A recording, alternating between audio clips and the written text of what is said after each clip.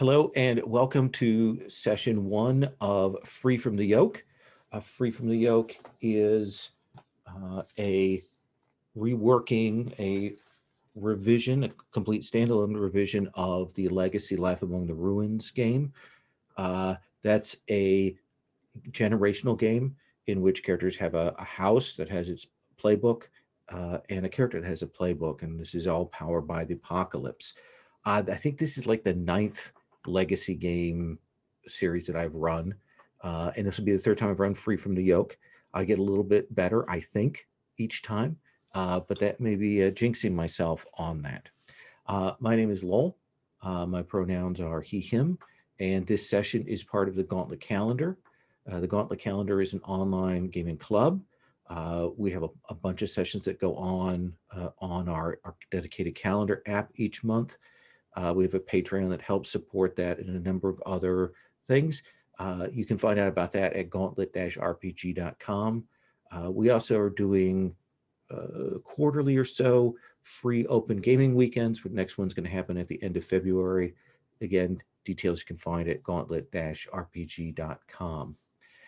So what we're going to be doing here is the session 0. And I'm going to say this now because sometimes people watch my videos and then they go, that was just character creation. I'm giving you fair warning now. If you don't want to watch a character creation session, this is not the video to watch. Tune in next time when we'll probably be actually playing. I just want to give you a heads up. So I'm going to walk through the cats, laying out the game and the flow of the game, and then I'm going to talk about the safety tools and all of that kind of thing. This is a Slavic, in the most broad sense, pseudo-historical game. It is low fantasy. There are a couple of other games that cover this territory. GURPS Russia. There's also Mythic Russia from Firebird Press. And actually, Mythic Russia is a brilliant, rich source book for this kind of material. But it covers a whole span. It's not tied in to any particular group like the Rus or the Ukrainians or any of that. It generally takes that cultural setup. The premise for this is that there is an empire that has dominated our lands. And we don't know exactly what that empire is at the start. We're going to be defining some of it. We don't know if it's, a version of the Roman Empire or some sort of Germanic tribe, or if it's more nomad tribes from the furthest east. There's been an empire. It has ruled these lands, and now they have been overthrown and forced out. And the figure that sort of stands for who led that revolution is called the Arbiter. And we'll define what the source of power is for the Arbiter, who they are. They are a figure that now is in command of the country. They set goals for people. They are the overall leader. But each of you will be playing houses within that new set of lands, responding to the Arbiter's desires at the same time as you're trying to deal with threats on the ground. You're trying to advance your house's agenda. You're trying to do well by them. So there's a kind of a tension here in that we have a GM playbook that is not adversarial, but does set some of the agenda for what the play is going to be like. So our houses will be in some tension. There'll be some competition, but there also are going to be NPC factions that are out there that you can target and so on. And when we get to play, if people are directly head to head, we'll talk about if you're comfortable with that. We have some moves that are directly PvP. We've got a dual move that is about that. And we've also got a battlefield move of troops that are PvP. And both of those are kind of push your how much you're willing to sacrifice, how much you're willing to put at risk to get what you want. And they're very interesting moves for this. So that kind of sets up what is generally the premise here. This is then how we actually play. You have a family playbook, and then you'll have a character playbook. That character is a person who has some influence. They may be a representative, they may be a leader, they may be a priest, some major role within the household.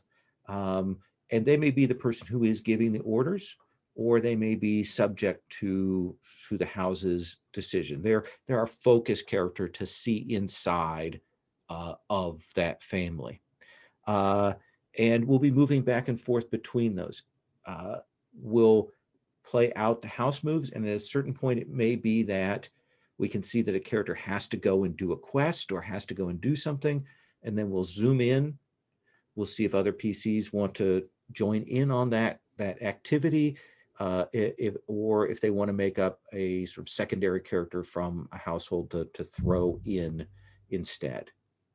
We'll be going back.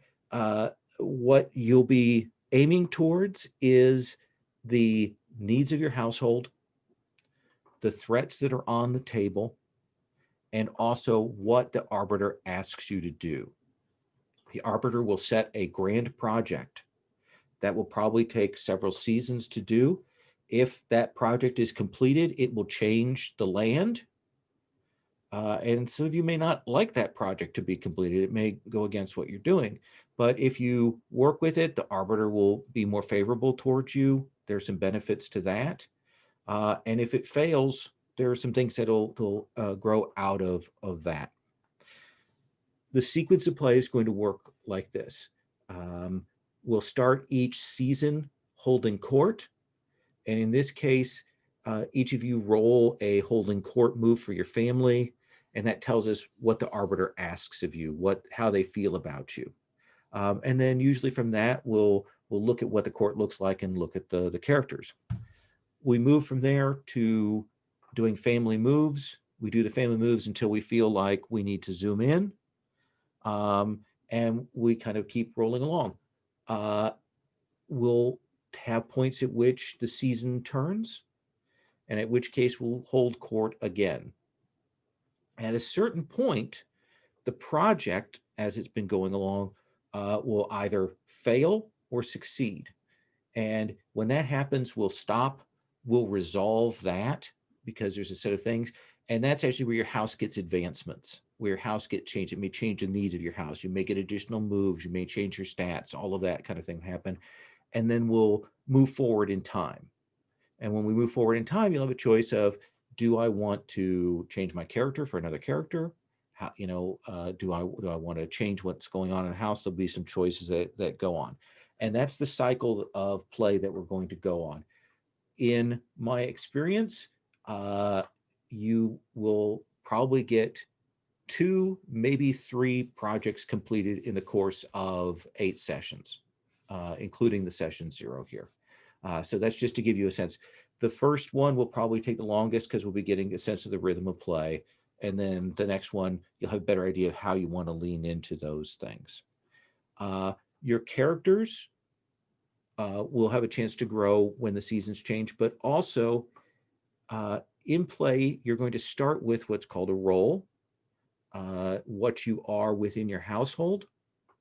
If you change your role, like you change from leader to another role within that, you change your role move, but you also get an advance. You get to take a new move for your character. So that's how character advancement works.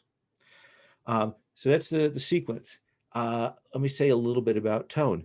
This is historical fantasy, but it is not a Game of Thrones.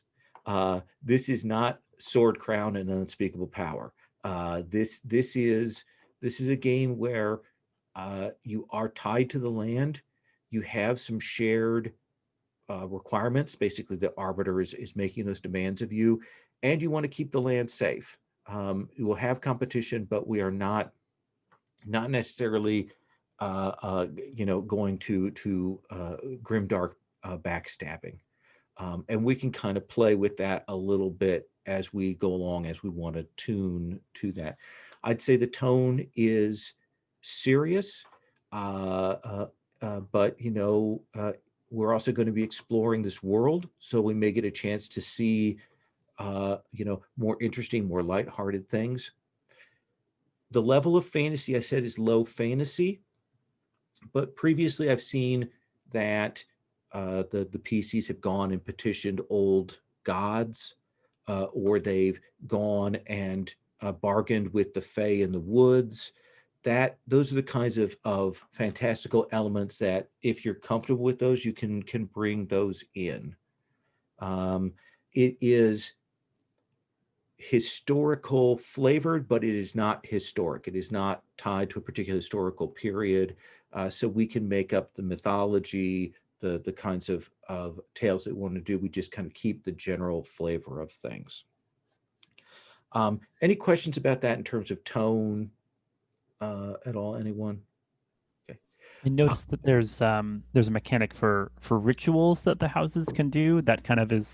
That's the mechanical instantiation of what you were talking about with Yeah, moments of every house fantasy. has the base default magic that we know exists, and we can the Fae and old gods and stuff is all elaboration on that.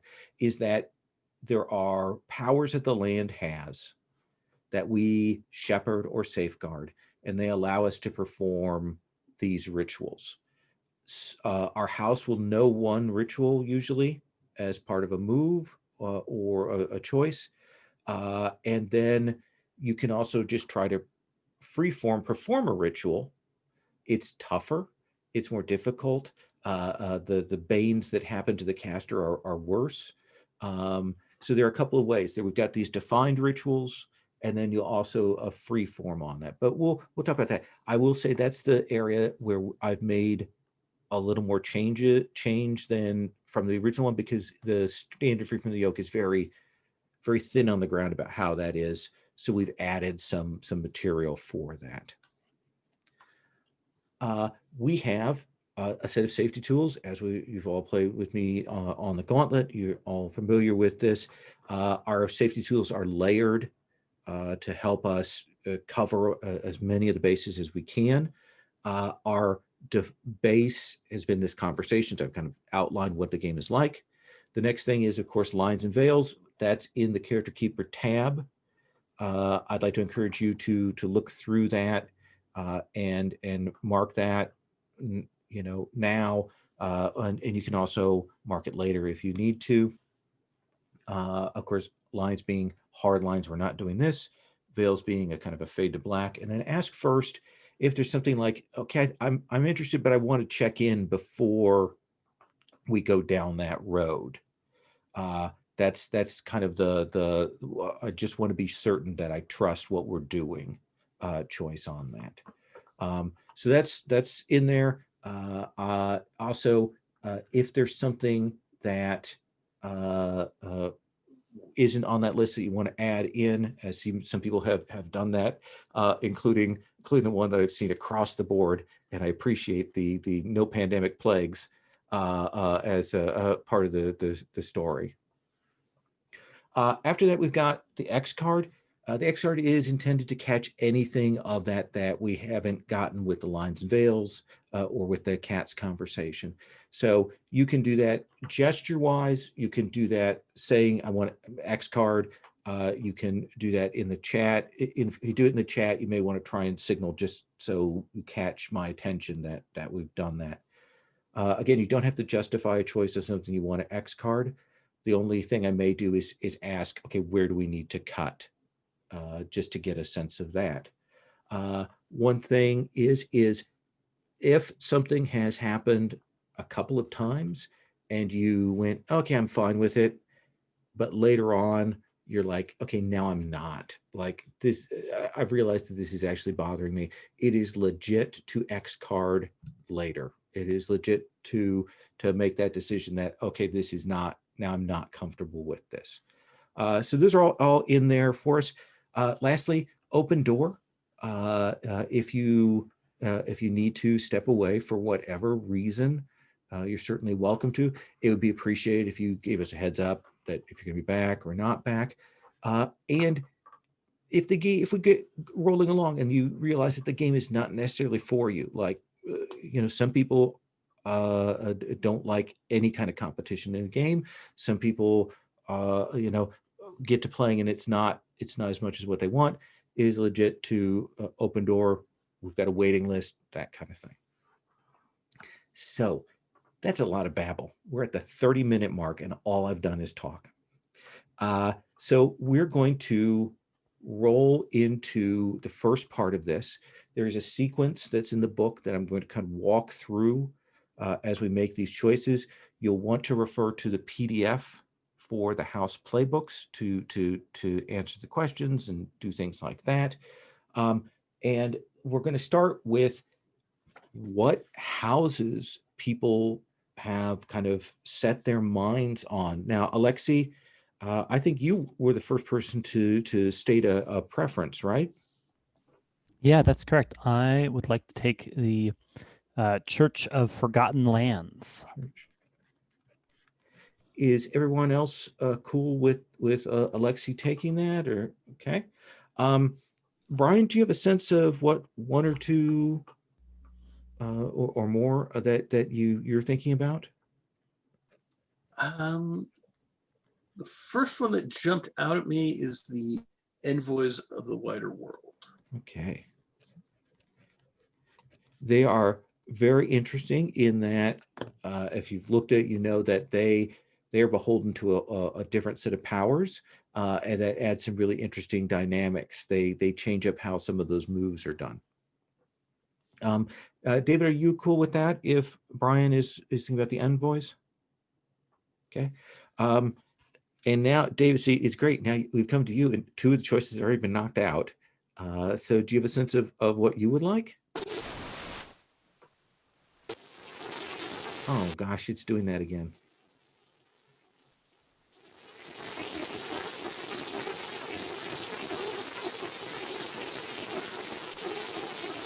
It almost seems like an electrical short of some kind.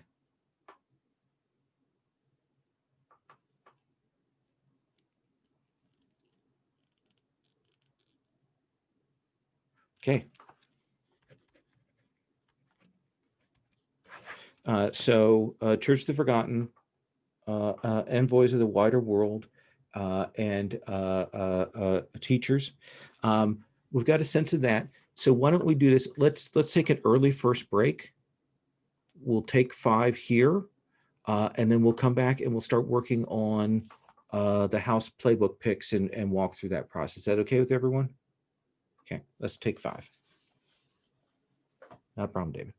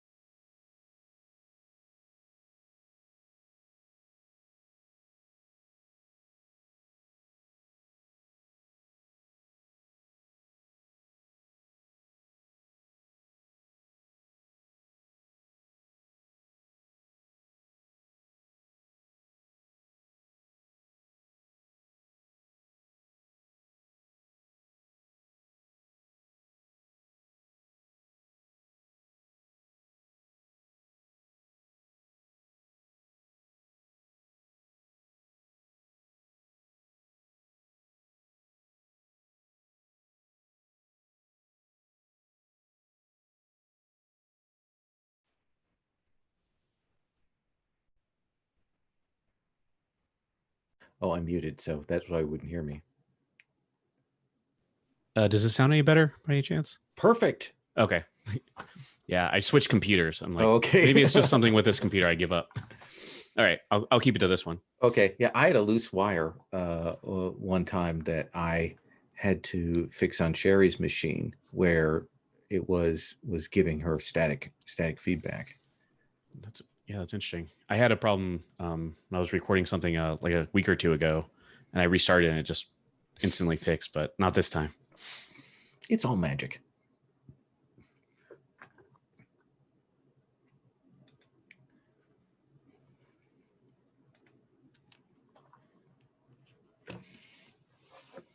Grab this.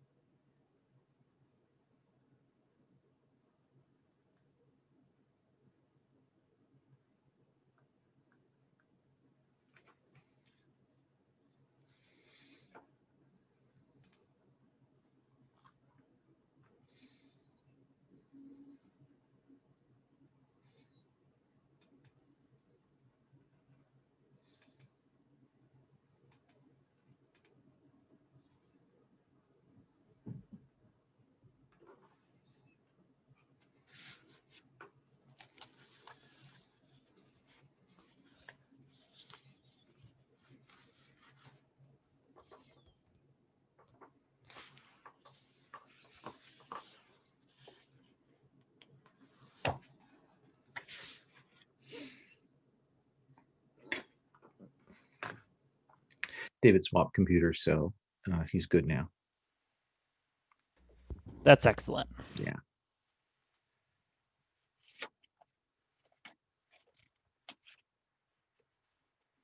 There are a few things more frustrating than that.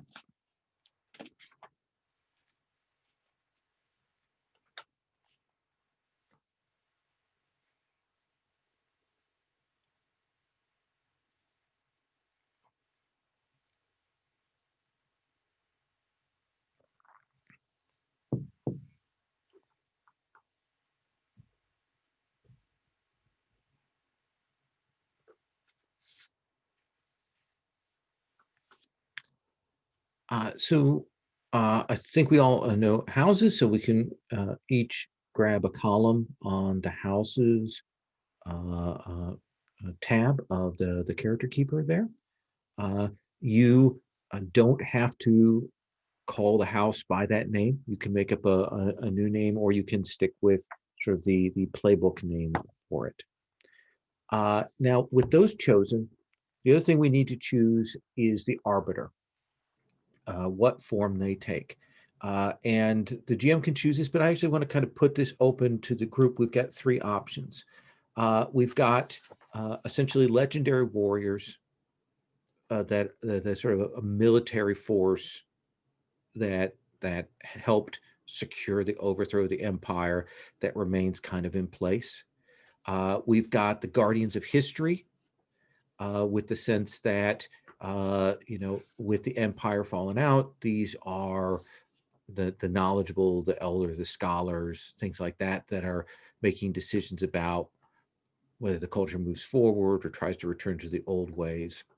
And then the last one is the land of your ancestors. And this is a little bit different. This one assumes that the empire actually exiled all of the houses, and now they're returning back to the land.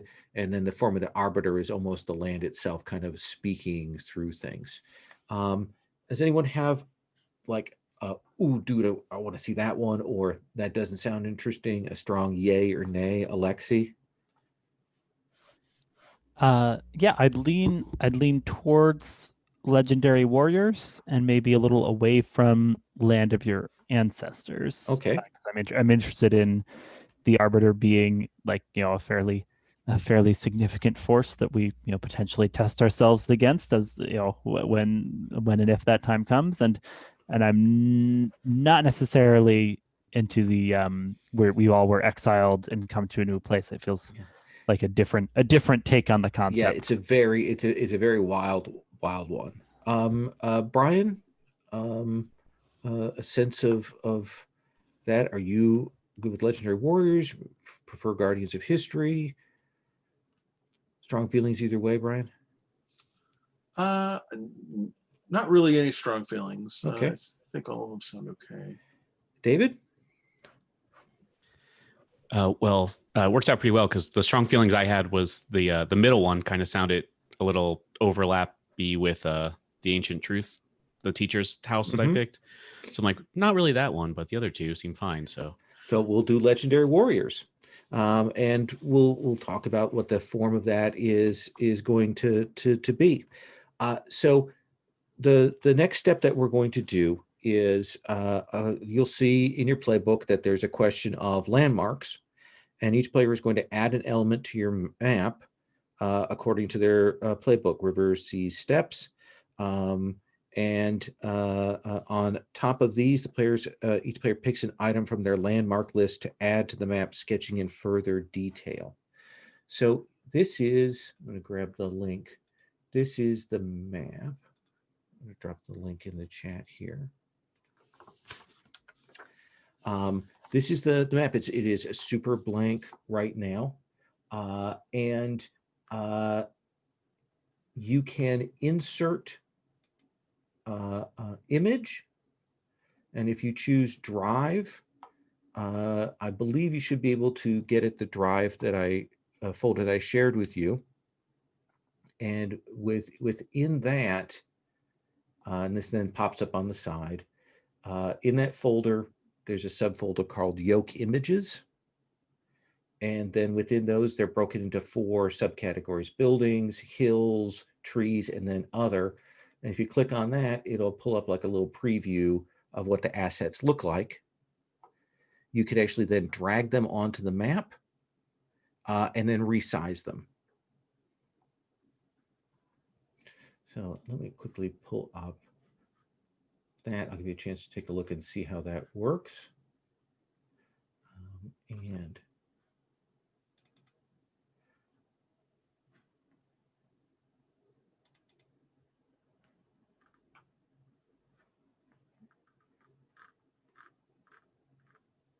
so Alexi, let's start with you with the keepers of the Church of the Forgotten Lands. Church of the Forgotten Lands. Yeah, I've got a landmark here, a dry river, once a source of life, but now a cursed place. So I'm going to put a cursed river on the map. Yeah, and what you should do before you do that is draw the border, essentially, for your little area there. Like take a section of the land and kind of draw it out. It says, draw the borders to your parent country on the map. So I'm going to start with you and have you kind of draw out the where this is. I mean, is there are we hitting on a seaside on a coast? Oh man, is it wildly shaped? Yeah, this is the first step. Each of us is going to have a little bit of this. So what am I drawing exactly? Am I drawing the whole land that all of us are part of, or am I drawing the area that my house controls? Yeah, you have to be drawing for the first thing. You'll draw out and give us like a bounding box for the whole land. All right. And then you'll add that dry river somewhere within that. All right, good. I'm using the scribble tool to just give us the sense of, a land. It's got some like a peninsula up there. That one was no good. Trying that part again. Interesting. Carve out area. And a little nub like Florida. Okay. All right. So that's a bounding box. How's that look? That's the bounding box. That looks great. And now you should put that dry river. Where do you think that runs? Ooh, I'm gonna put it. And I'm going to tell everybody. I'm also going to ask you to come up with a name for this. So for the river or for the land? For the river. Hmm. Like, what is it called? What's the deal with this river? I'm gonna put a dry river in the northwest of this land. Okay. And I will call it the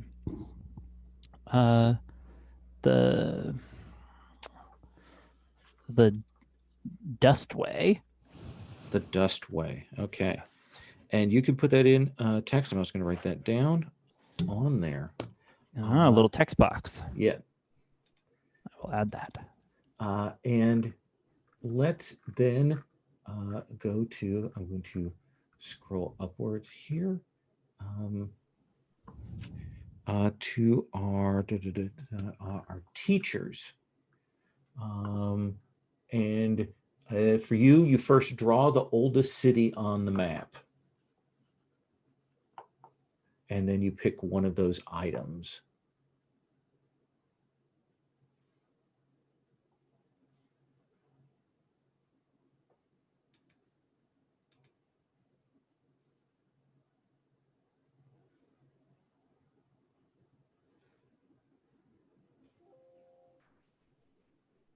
Wait, was it my turn?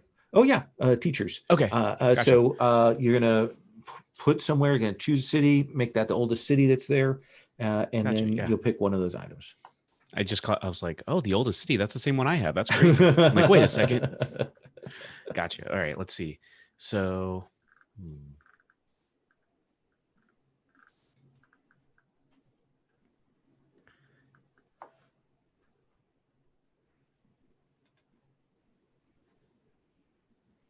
These pictures are so cool.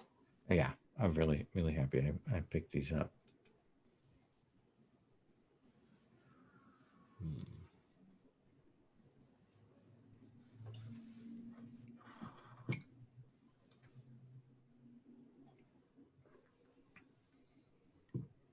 Okay. Kind of feeling this one. Let's see if I can drop this. It'll be huge when you first drop it.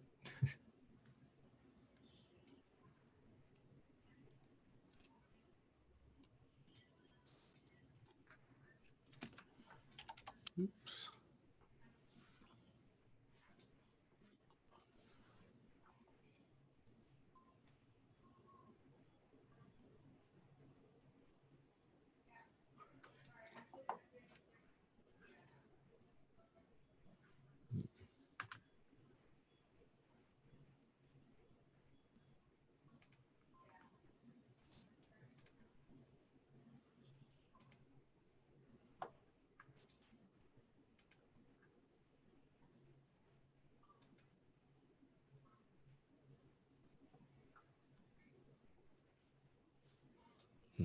All right. You might have to cycle back to me on the where the picture, adding the picture, but I found one. I'll just have to figure it out in a second.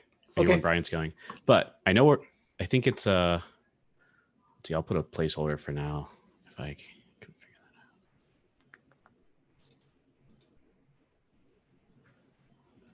out. Yeah, I'll do a scribble. I think I'm gonna let's see. I mean, I also live in a peninsula, Florida, so I'm gonna put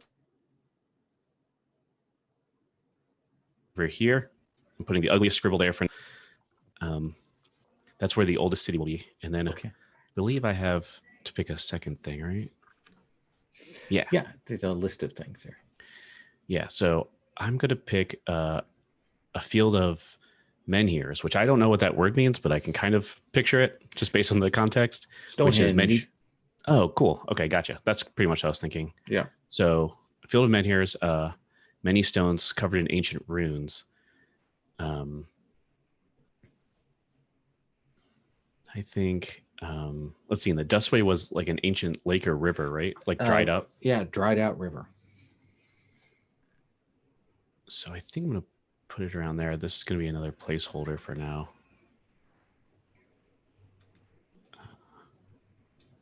Going to be over this way, just to the south of it. And I came up with a interesting name for those. What was I thinking? Thinking something like the Standing Men or the Standing Army or something. Okay. Yeah.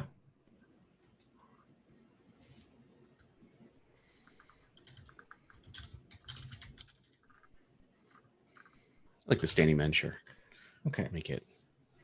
I'll let you gendered for there. Yeah. Cool. And then Brian, you will mark 3 sites of priceless natural resources on the map. And you can just mark them and we can define them now or later. And then you'll make your pick from the list of landmarks. Yeah, I was going to go with the dormant volcano caldera filled with obsidian dark water. Ooh, nice. Which I was looking for an image that matched that, and it might be easier to just draw. Yeah, a caldera. The hills are very classical. Pretty simple.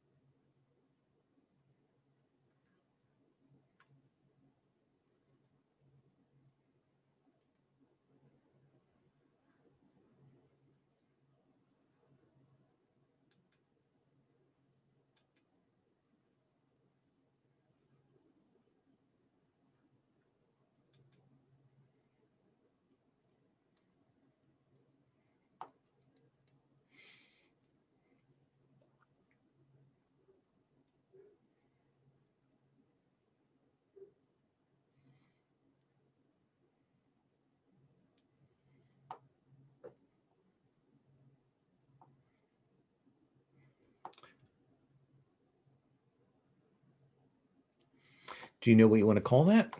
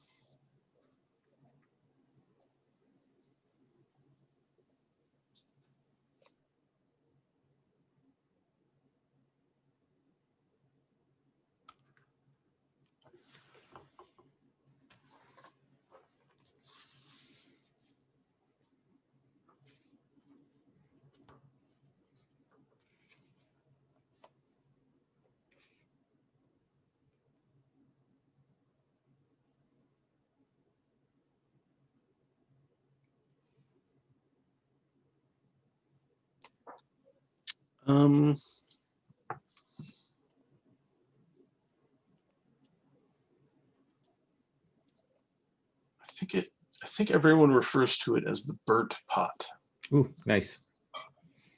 but it probably like officially has some old name that no one Some knows what it fancier name. means. Yeah. So why don't you put it on the map and then pick 3 spots. You can just grab a little symbol and drop them on the map in different places that will be resources.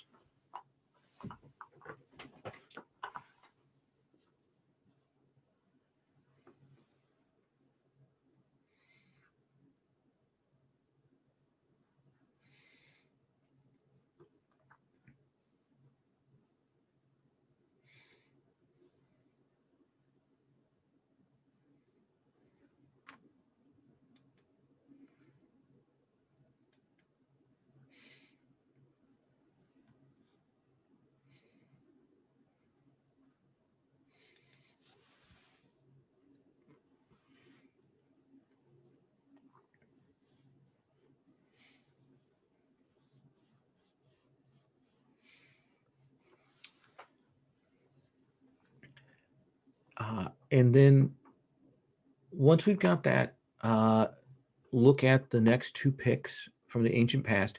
You'll pick your stats that will tell you something about your house, and then you will choose customs. You'll choose rule, populace, and culture. And you can add that to your sheet there. Just so you know, for what the stats for the houses actually do, reach is about calling on your house's agents and allies for things. Grasp is about seizing control of things or maintaining control. And then sleight is for subterfuge, for doing sneaky stuff and spy stuff. So I'll give everybody a few minutes to make those choices, and then we'll talk about what form we want for the arbiter itself. The arbiter or the empire? This will actually be for the arbiter. Cool. Yeah. But at some point we'll define a little bit the Yeah. empire that we've shaken off also. Yes. Cool. The next step is going to cover the actual imperial occupation, and that'll give us a better sense. Excellent. Cool.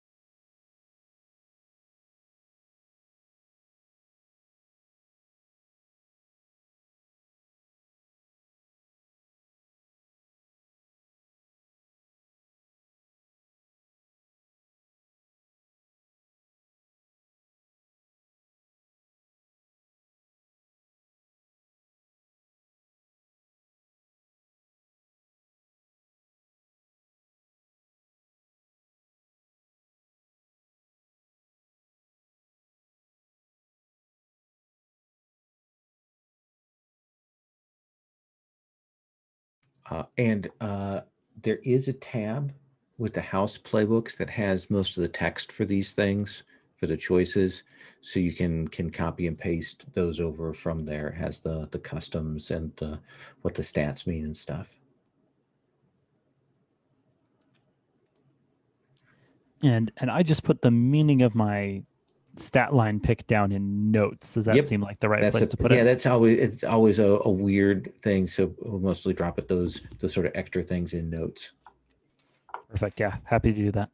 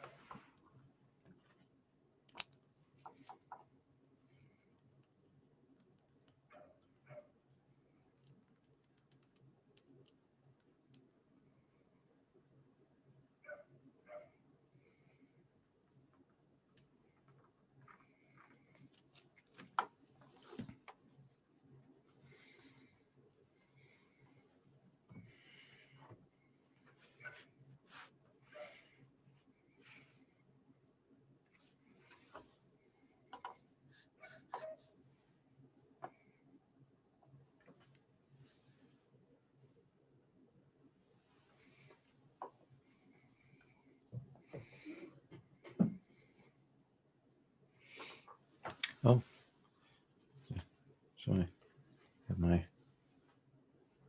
Hearts of Berlin mask. I That's got extremely mugs. cool. I mugs too, but I like the first thing we did is we threw one on the floor. Like it, but just I was handing it to Sherry. She thought she had it. I had it, and but see, so Alexi, Church of Uncreated Fire. What does that name come from? What are you imagining for that? Yeah, I'm imagining that the the theology of this church centers around the idea of this uncreated fire that prophets and those who are inspired can get a glimpse of, and so there's a big a motif of of flame in the church's architecture and art and everything as well. And what did you choose for your stat line? What's the note on it? Yeah, I picked the stat line that means your faith was brought here by the Empire's slaves, incorporating elements from their new allies in the land's locals. So this is a newly arrived faith that has grown up over the time of the occupation. Yeah, I mean that's my interpretation of Yeah. kind of what's going on with the Church of Uncreated Fire, as opposed to something like the Teachers of Ancient Truths. Yeah, we'll have to see that. To be a nice tension between the old and the new there. And the church itself is ruled by the Conclave of Prophets have a divine mandate to rule, and I'm picturing like I don't know, a body of a dozen highly ranked prophets that have to confer and come to decisions guided by the uncreated fire, of course, for the governance of the church. How are the prophets chosen? Is it more of a political decision, or are there castings? Are there rituals? I think it's like I think there's some doctrine, not of reincarnation exactly, but of like a mantle that's passed down from generation to generation. So like young people are like tested in some way to see if perhaps they've received this mantle from the prophet of the previous generation, and like from an early age people are picked out and raised to potentially to fulfill a seat on this conclave. Interesting. And populace? I picked the priesthood works tirelessly to minister to the poor and downtrodden and hold back the excesses of the nobles and merchants, because I want there to be a populist bent to the church, that they're indeed trying to help the common person, or at least the rank and file of the ministry is. So it does suggest that there are some noble houses remaining here, maybe not PC houses, maybe NPCs and merchants that have grown fat on the land. And for culture? No expenses spared. Decorating churches and art patronage is a religious duty. So there is an appreciation of beauty, and a kind of emphatic artistic element to the Church of Uncreated Fire. What do you suppose is the highest art that is valued now? Is it stained glass? Is it frescoes? Is it mosaic? Trippage, mosaics? Oh, mosaics. Yeah, got like mosaic, and for the like really fancy ones, they're like studded with gemstones. Nice. David, let's come to you, the keeper of the old runes. It was words for a second, but now it is runes. Yeah, I changed it as you were saying it. I'm like, oh. So what are the old runes? Is it just the old language? Is it like a set of world runes? What do you imagine that is? Is it a set of laws? Yeah, I think they view it as a kind of like word magic. Like, the original word for a table it's very dangerous if everybody knew that. So we have to keep it to ourselves, and only the certain few are allowed to know this, or great peril could come to all tables. the hidden platonic nature of exactly. these items. Lovely. And what did you choose for your stat line, and what's the note on that? I have if anyone willing to learn, or sorry, if anyone willing to learn is welcome. Oh wait, I see. Pick this if anyone willing to learn is welcome. Through many aspirants drop out. So I think they kind of outwardly just anyone who wants to learn here to be a keeper is welcome to the. I think there's gonna be a schoolhouse that they can go to, or maybe Mhm. many. But it's so rigorous and hard on purpose Mhm. that many end up dropping out long before knowing any of the old runes. And your house is ruled by. I have 3 elected from the wisest of the house. Is it a popular election? Is there a testing process? Is it just age? How do you think that's I think- determined? Yeah, I think outwardly it's maybe they have to prove something that some great book or something, or great work of art that they've worked on, like a masterpiece of theirs. But I think that's where it started. But in the last few years or centuries, it's just, well, here's this really good thing that this person did, and it's just popular vote. They can just put anything up. Maybe one of their even apprentices, or they buy something really important. It's like, this is what I've done, isn't it great? My Nice. ghostwriter. What's that mean? And what do you notice for the populace? I have, kind of what I was going in before. Any that seek knowledge must be carefully guided, lest we repeat the mistakes of the past. So I think, yeah. What does that Go mean? What do we mention the mistakes are? so I think that they assume the empire, the enemy kind of happened because they let the empire learn these ancient runes when they weren't supposed to. Hmm. I don't know if that's true or not, but that's what they think. So now they've kind of upped their efforts. I like that, preserving it, open teaching, but the inner secrets are kept tightly held. And what about for culture? What's your pick for that? Culture, I'm still thinking about. I'm trying to think of. I'm of 2 minds. Like, I think something maybe like as they kind of graduate or get learn more subjects or whatever, like raise up in the ranks. I'm thinking maybe they add some, like I'm thinking like tattoos or something would be interesting. Okay. So there are visible markers of success in this academic process. Yeah, I'm thinking so, especially, and they're very proud of them. Like, Okay. I'm thinking a lot of them are like, well, here's all my facial tattoos. It looks like, oh, of course, yeah, horticulture, good for you. I like that, and we can figure out exactly if tattoos are good, or if there's something else you want to add there. All right, let me come to Brian then. Brian, the envoys of the wider world, essentially. Yes, I think I'll probably keep the envoys of and change the wider world to something more specific. But yeah, figured that out, yeah. you get to kind of name the empire in its own way there. What did you choose for your stat line and the note on it?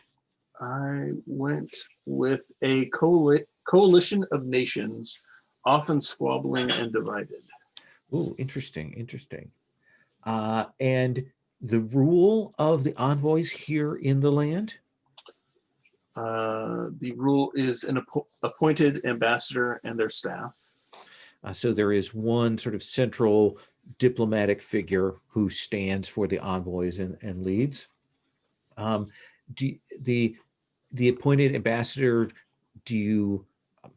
is there anything that defines them? I mean, are they just chosen by political patronage, or by wealth, or by some other criteria?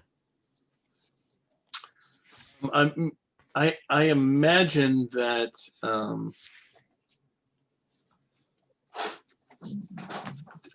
kind of determining which of this coalition of nations the ambassador comes from gets there's lots of maneuvering behind the scenes, because I'm sure he's supposed to be neutral as far as all of those, but I'm sure there are advantages for the nation who's ambassador is serving that position at the time.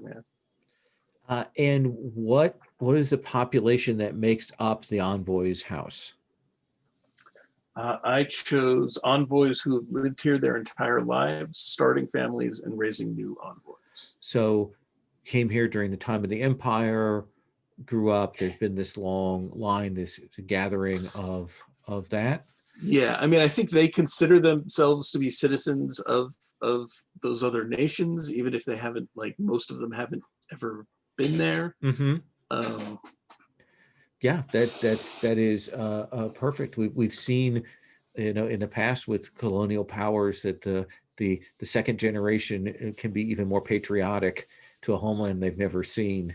And what about the culture? I chose blending in with the greater populace, except in the safe areas where you celebrate your patron's culture.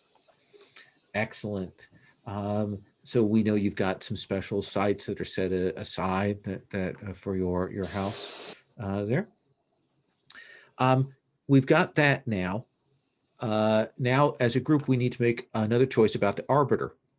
We know they're legendary warriors, but we have a choice of 3 different forms that they can take. They can be monolithic, which means as long as a land remembers, warriors have defended it. During the occupation, they were mentors and assassins. Now they demand obedience so that they can teach the houses how to be strong.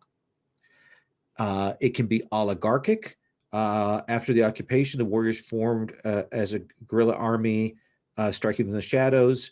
As the insurgency grew, subchapters spread. Now each region of the land is commanded by one of the warriors' warlords. Or populist. As the houses rose up in open rebellion, people were surging furious tide. They struggled to guide. With the empire pushed back, the revolutionary army roves the land, searching for new enemies, urged on by whatever firebrand currently holds sway. David, I'm going to start with you this time. Any of those that you're like, definite nay, definite yay? And then, yeah, but before I answer, so this is kind of the house that's in power. This is the house that we kind of overthrew. When I come to you, when I hold court, this is the form of the arbiter that I'm going to be presenting forward to you. And each of these actually gives a different move to the play, but that's less important. Fascinating. Yeah, then I think definitely the one that stands out to me is the kind of the firebrand, the populist movement was the one that sounded pretty interesting to me. But all of them pretty. I would not be upset with either or any of them. Brian, your thoughts?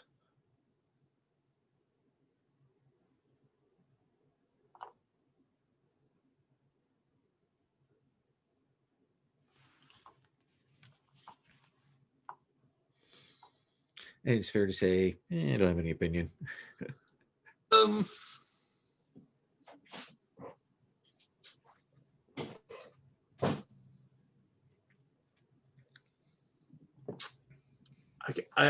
I'll go ahead and say I would vote against the oligarchic option. Which kind of leaves us the monolithic and the populist. Alexi? Populist sounds good to me. Okay, then there is at this present, the firebrand may change from era to era, but we know that there is the People's Glorious Revolutionary Army who are still looking. What this means is whenever you ask the arbiter for military aid, you get to make that roll with advantage. They love to send troops. But if you plead for peace with them, you actually make that roll with disadvantage. So now we know about that. We're going to move on to the next step, which is going to be occupation, where we're going to learn more about the empire. And again, we're going to start with landmarks on that. And let me come to this. So house playbooks.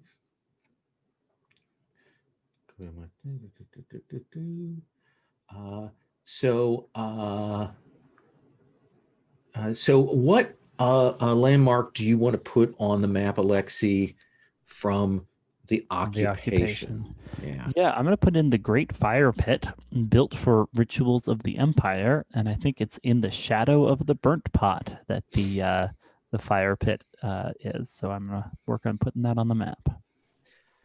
So do you think that this fire pit is representative of this faith that you belong to that involves fire, or is it a different thing? Is this an imperial religion that had a different take on fire? I think it's something we appropriated. I think because as I said, the Church of Uncreated Fire came over from among the slaves of the Empire, but I think by the end it had kind of taken over some adherents among the elite of the Empire. Excellent. And then for the envoys, let's come to that. For the landmarks, what do you want to be as the landmark that comes from the occupation there, Brian?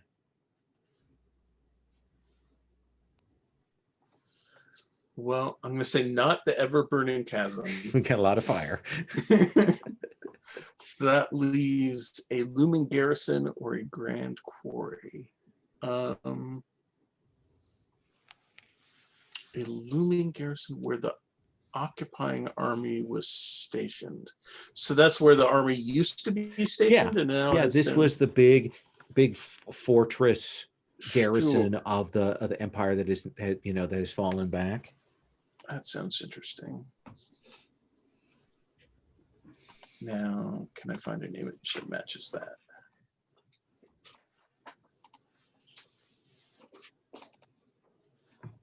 I haven't really looked at the buildings yet, because that was not what I was placing.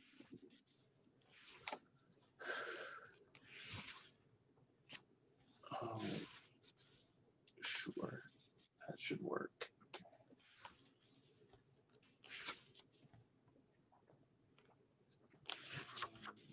Just drag it. Yep, you should drag it onto the map itself. It should show up.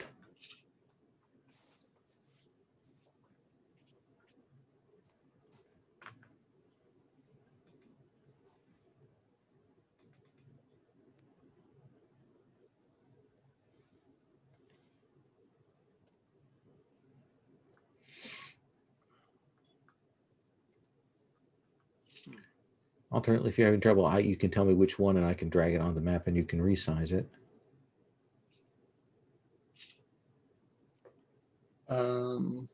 Which one is it? It's asset 96 in the buildings folder. Okay.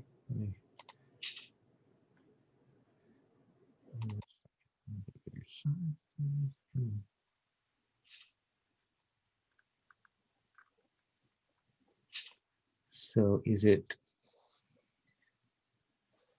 this one? Is it that one? I've just dropped it in the center, or did I grab the wrong one? It doesn't look like the one I was looking at, but I think that one works fine.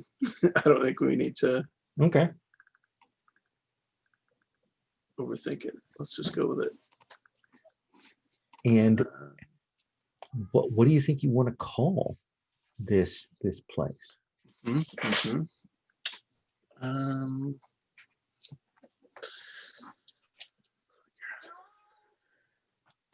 What do we know about the previous? We don't really know anything. Yeah, no, we're establishing some things about the empire. We know that they brought slaves, and that those slaves brought a faith with them. Mm-hmm. But that's we know that they were no good and we kicked them out. well, yeah, there's that too.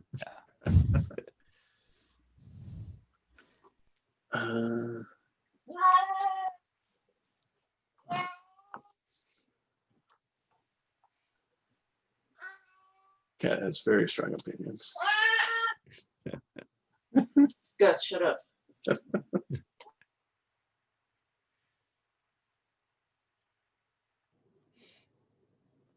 I'm gonna let you think on that name while I come to David. David, what is the landmark that you are putting up for the teachers? Yeah, so I was really convinced I was going to make a schoolhouse, and I looked at the other two options, which are, I think they just get better as I go down. Mm-hmm. Darn it. I hate when this happens. So I think I'm going to go with this expensive temple built to house the empire's religion and now empty and abandoned. So we know that the empire's faith was temple based, big architecture. Okay. So yeah, grab a temple, throw it on the map, and come up with a name. Yeah, I think. I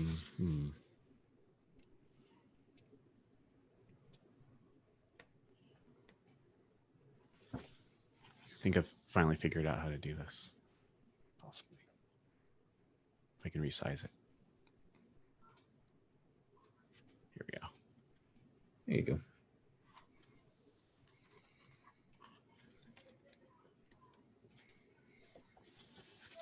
So let's see.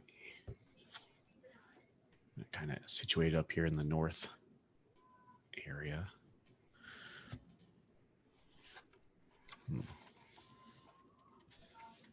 I'll have to think on a name. Okay. But we've got the spot there, so we can figure out what we're going to name it here in a second. Yeah. Let us come back to our church.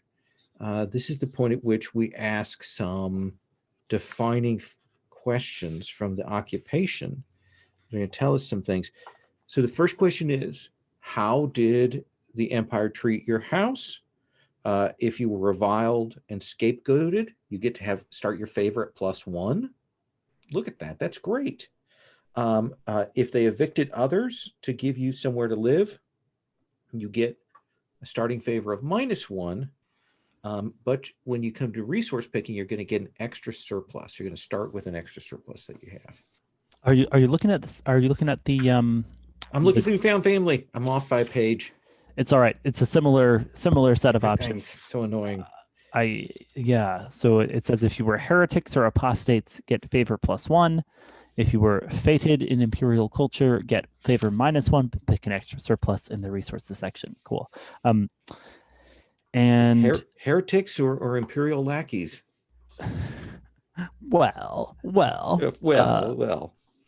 So, yeah, I mean, I've established that the faith came here among the empire's slaves, but I think it did kind of spread to the imperial elite. So I think it's going to be the second option as far as, because this is favor with the arbiter, right? This is how the arbiter views this house with trust or suspicion. Yeah, I'll do the second one. Okay. Favor -1, pick an extra surplus, because I think the from the church's perspective, the church had, the church was kind of conquering the empire from within before this revolution happened. But from other people's perspective, it's like, nah, this is just a tool of the empire. Perfect. Now we go to some of these questions about it. Now that we kind of know where that stands, which far off country brought the church to these lands? You get to give a name to them, and also you get to define a custom that you keep from that place. So what do you think for that? Yeah. And this is different from the empire itself. It can be. We've established that the empire has a multiple smaller nations. So maybe it's outside of that empire, or maybe it's from one of those nations. I think it was a nation of nomads, some of whom were enslaved by the empire, and thus ended up bringing the faith to this land. So in honor of the nomads of old, the adherents of the Church of the Forgotten Lands must each at some point in their life take a long pilgrimage with nothing but what they can carry on their person. Excellent.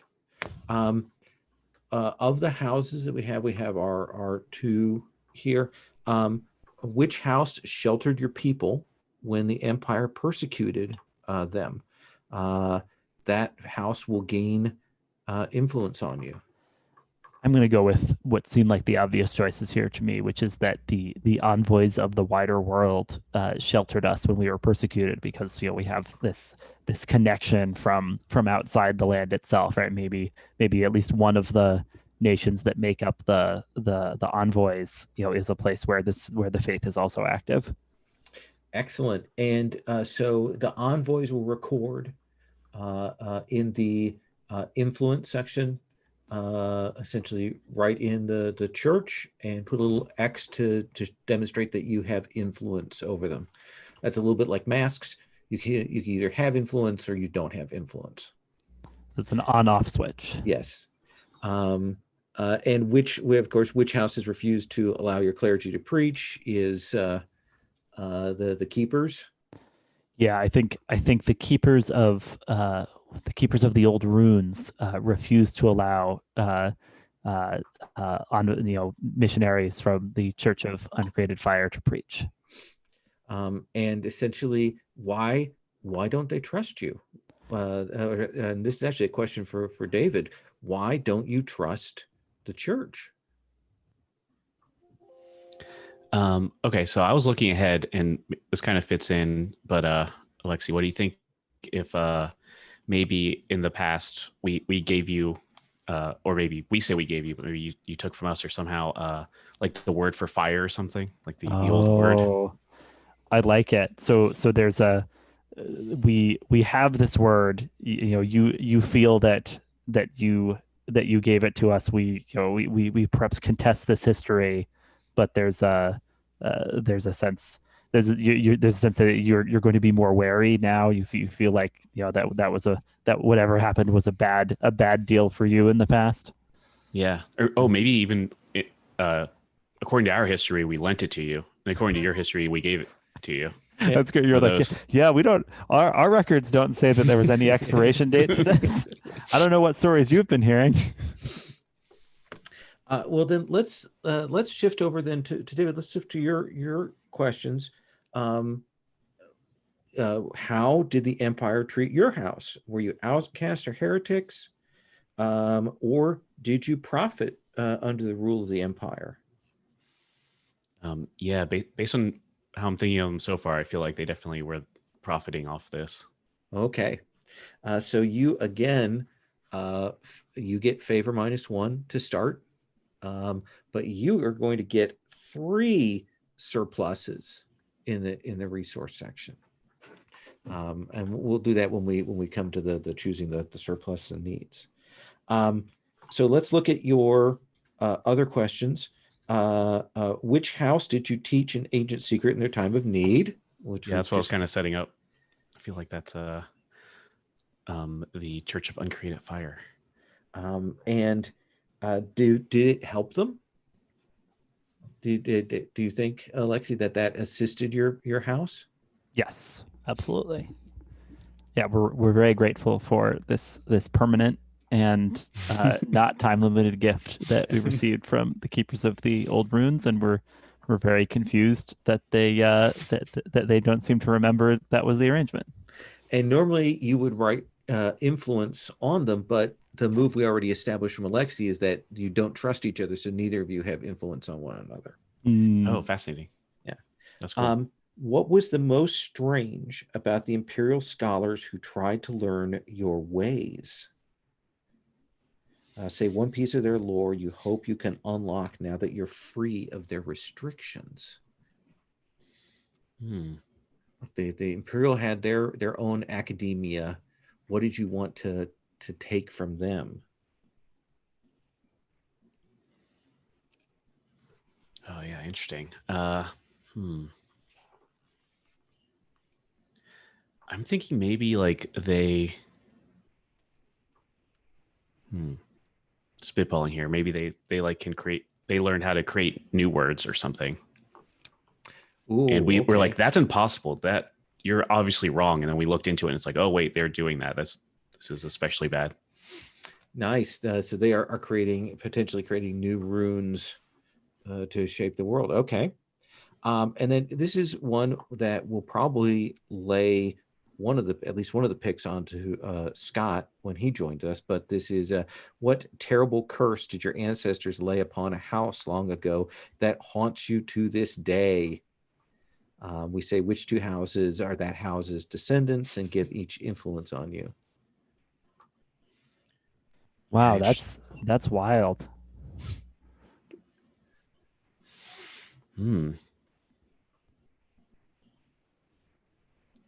Oh yeah, that's really interesting. We don't know what the house is going to be, do we? No, not yet. I might It's either reserve going to be that. merchants or horse are the two Gotcha. that he is looking at. I might reserve that for that one of those for that at least. That sounds Okay. pretty interesting. And then yeah, I haven't dealt with the envoys yet. Okay. Do you think? Do you feel like being cursed today?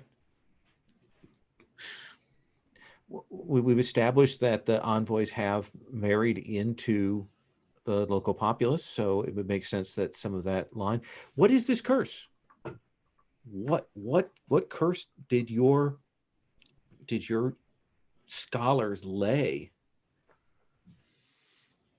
Yeah, let's see. Something about, I want it to be something about like language or talking. Maybe it's a. Oh, okay. So I don't know how.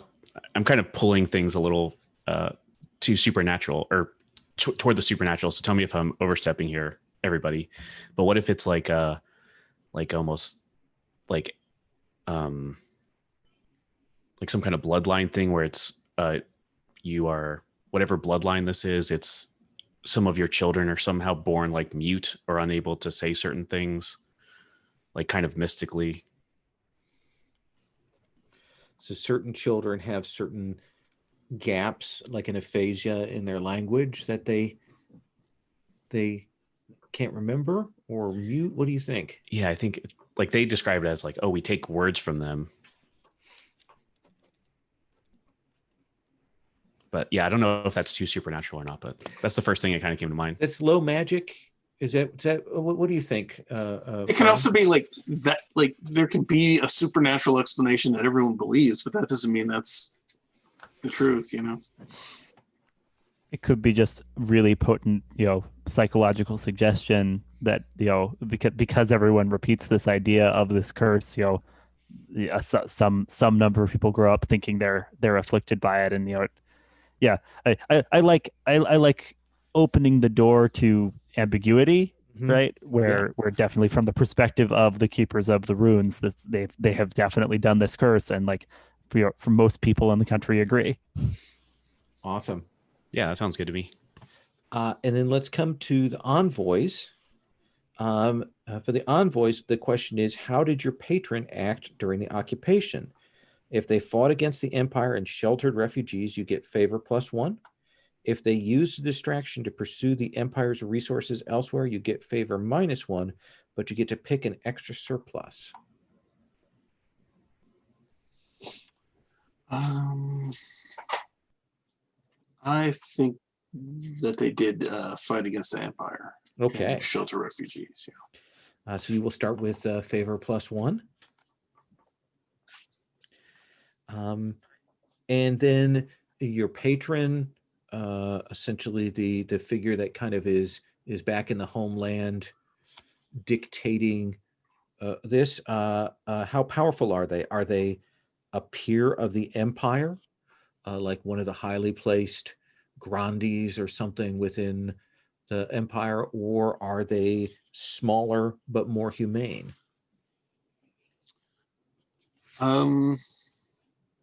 I mean, it's a coalition of nations, so I think if they all actually got on the same page and really worked together, they probably would be as powerful as the empire.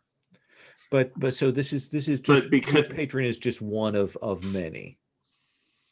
Many important people in the empire, so they don't have as much. Yeah, they're just not as. There's too much infighting for them to really exert that much power outside of their own borders. Yeah. I just want to check that I follow the kind of fiction we're establishing here. The envoys of the wider world, they are a rival power to the empire in a way. No, I think what we've established is that the empire itself is made up of a coalition of lots of smaller nations. Is that the sense that we're getting, Brian? And that you are from one of those smaller pieces within the empire? Or are you considering that the where you're coming from is entirely outside? I see what you're saying. Yeah, I've seen it a couple of different ways. My read of the like kind of intro text of the playbook suggests to me that the envoys are different from the Empire, but I'm obviously it matters most No, how Brian interprets that. Yeah.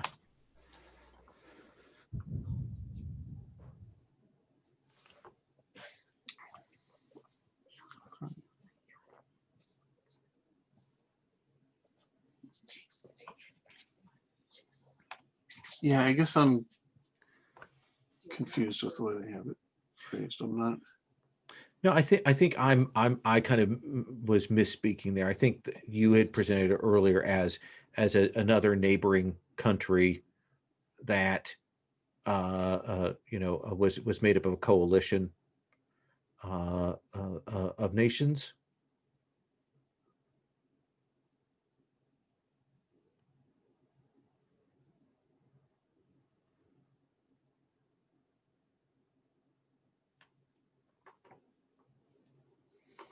I'm thinking of like the Holy Roman Empire, which is made up of all the different little German states, or even early Spain with the different kingdoms there.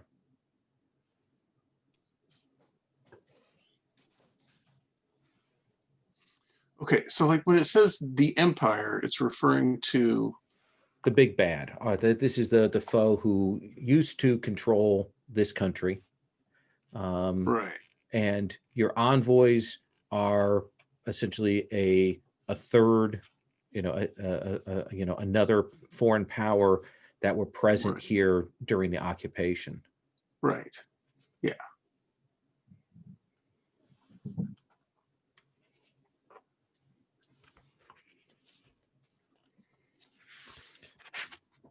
So it does make sense from what you were saying. If is you saying that your people, the patron that has, is back in the homeland helping you out, is just one of many powerful people within that country. Well, no, I mean, I think we represent the coalition of nations. Oh, okay. Yeah. It's yeah, I guess my point is like if that nation was more cohesive and acting in concert, it would be an equivalent power to the Empire. So it's not a question of being smaller; it's a question of being like a little chaotic without a focus. Okay. It's like you might have our ambassador here might be this powerful figure who's really pushing for the interests of our coalition, and then because of politics back home, he gets like yanked out of office and replaced with someone else and that kind of thing. So they're like held by the infighting back home.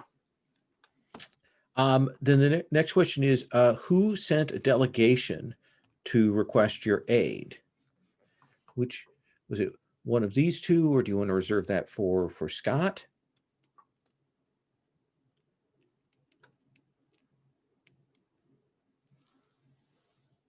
Oh, I'm muted. I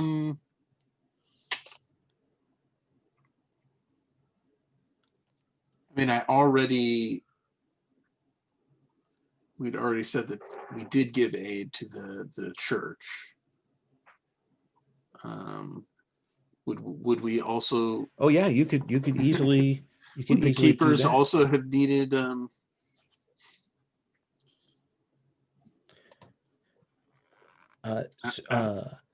So, Lynn, are you good with also asking aid of this foreign power, David? Yeah, that makes a lot of sense to me, especially if we're kind of in the favor of the Empire. Once the Empire fell, we're gonna need some help to stick around, I would think. You get to say what you promised the envoys for their assistance.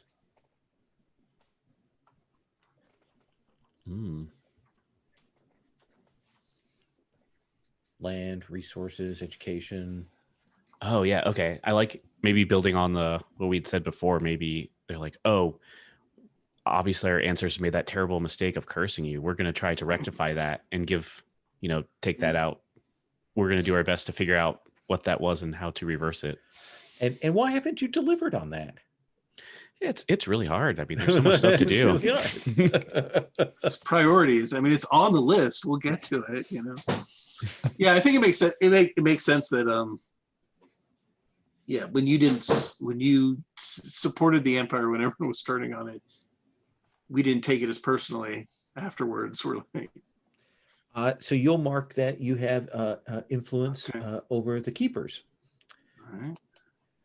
And then which house hid your initial envoys from the Empire? Essentially, which one hid them from the Empire's troops or offices?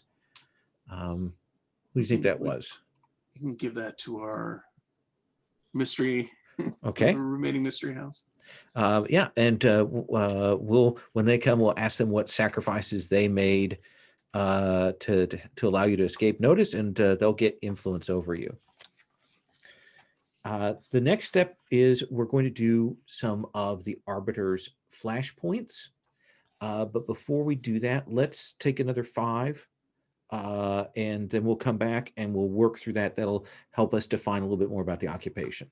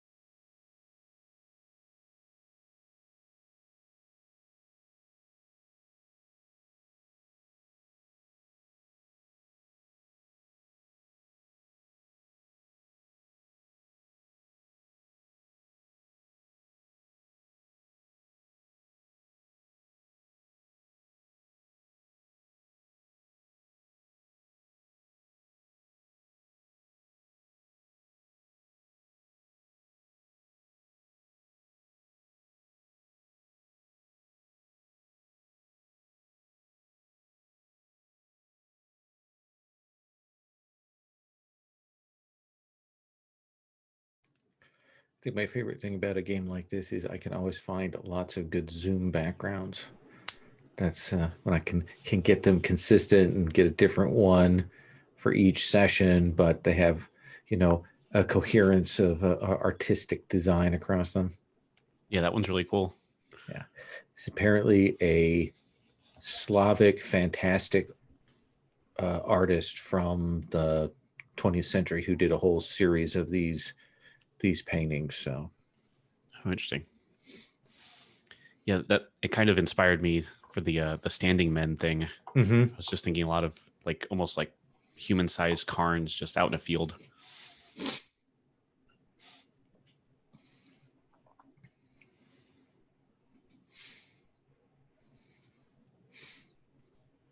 Alexi, are you back? Hold on a second.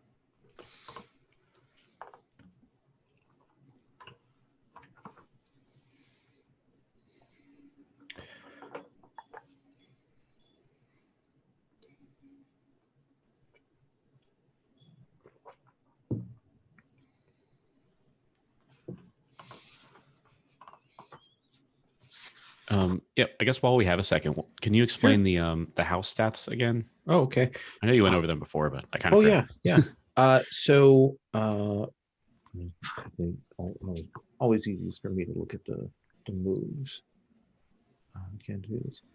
So our reach is essentially when I go to find something out or go to you know call my allies together to give me access to something. That's sort of the diplomacy. That's our reach. Gotcha.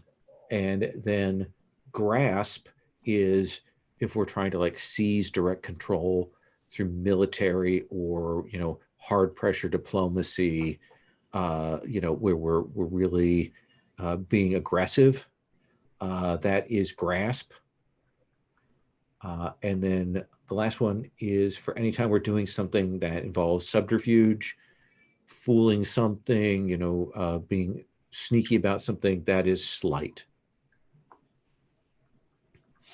That's really interesting, the stats we have so far. Yeah. Very military week here. Pretty interesting. One of the interesting things too about the grasp move, which is the claim by force, is and this is an interesting dynamic, is you can get something, but there is always a cost. If you move to take something by force, you're always going to have to be paying some kind of cost with that. And so the question is, how much is that worth to you?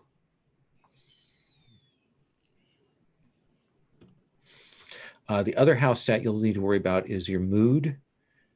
Basically, you take however many surpluses you have, you minus your needs from that, and that's your mood. So it can go to -2 all the way up to +3.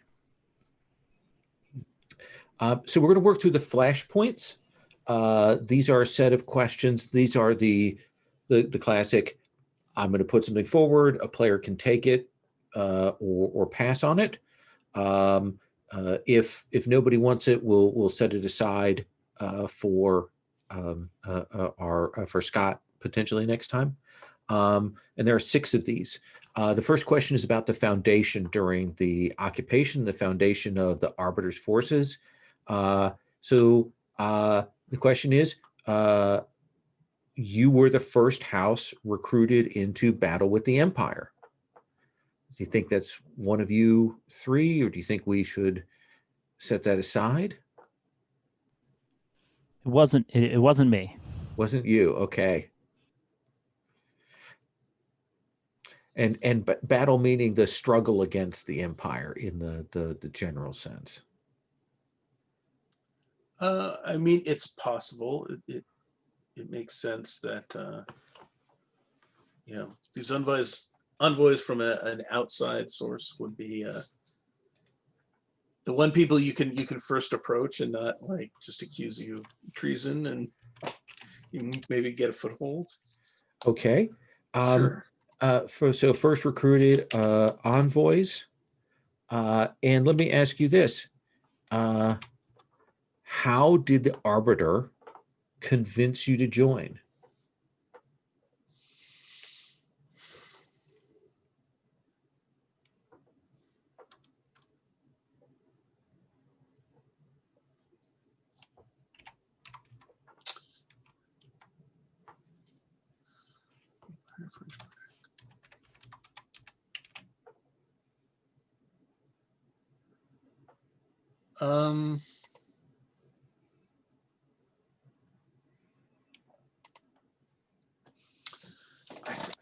I think it was just saying that the people were turning against the empire. It was only, it was only a matter of time, and So it convinced you through just the argument of the weight of history? yeah, that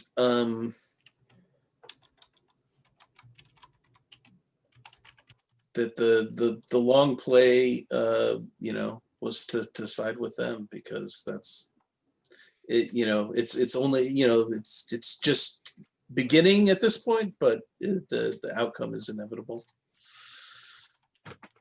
And I think the question that I answer is, was the Arbiter faithful to their promises? And given that they simply talked about the weight of history, didn't make any concrete offerings, and I think they were right. I mean, the time has changed, so they did keep their promise, as limited as it was. Well, I mean, I guess the promise was that, you're siding with us now, and so when we're in power, We'll allow you to remain, or we'll give you a better position. What do you think they promised? I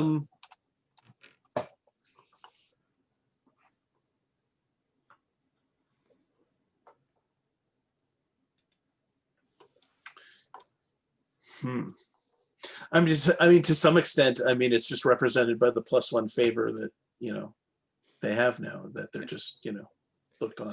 So they've given you an equal seat at the table, alongside the other houses. So that's sort of what they offered. Okay. Some might say too much of a seat at the table. Yeah. These interlopers. Too big a chair, too close to the head of the table. The next one is, as war erupted, the Empire used you as an example to chasten the others. I'll take that one. Okay. What was the greatest loss the Empire inflicted? I think the Empire executed the entire ruling conclave of prophets. So. Oof. So we had to, in the midst of the war, there were members of the church just, seeking out the next generation to try to start rebuilding, and we're still, still recovering from that. But yeah, I think the the church had been trying to kind of take over to chasten the empire from within, and as the war broke out, the ruling faction in the empire decided that was enough of that. Getting the church, was too much a part of the enemy, and had to be curtailed and cut back, and so there was this mass execution that really set back what the church's leadership.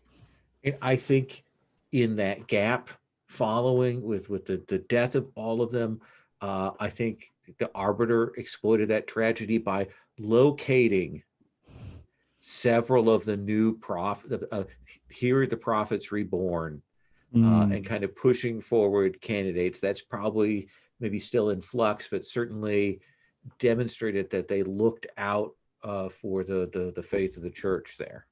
Got it. So some of the new prophets are beholden to the Arbiter specifically. Mm-hmm. And whether it's up to you as whether they're true reincarnations or not. So the next one is Carnage. You took to the battlefield but found no glory, only bloodshed and death. Is that something that you would want to pursue, David, or would you want me to drop that in Scott's lap? You know, I was thinking it might not fit too well, but I think that it could work. I could spin this maybe, unless you want it particularly, Brian. So let me ask you this: who decided you would commit your forces here? Was it someone from your house, or was it the Arbiter?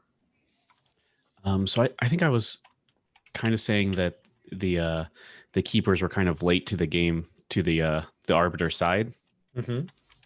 and so I think maybe these I don't know, scholars are like, well, we're gonna make a battle scholar army or battalion or something, and we're gonna really help you out. And it went probably as well as you thought it would. And I think they volunteered that, and the Arbiter after that was just like, please, you're just making more losses for us. This is not your field to fight. And I think that that was a bloody and devastating loss, and actually shook people's confidence in the Arbiter's ability to push forward, and put the whole thing at risk. Yeah, I like that. That's cool. So everyone has gotten one. So if you want to take another one now, you can do that. Victory. This is better than the carnage. You played a major role in the Arbiter's victory, and saw the last bastion of the Empire's strength vanquished. Anybody want to take that?